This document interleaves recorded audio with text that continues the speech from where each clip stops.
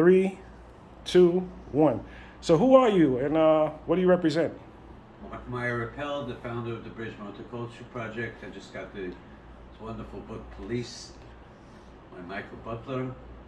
It's a beautiful book, And who is it dedicated to?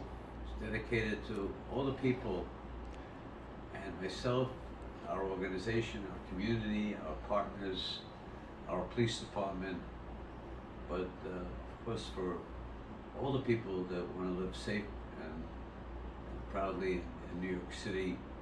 It's an important book, and read it as we keep fighting our battle to keep our community safe and loving for all of our children, all of our future, all of our parents, all of our elderly.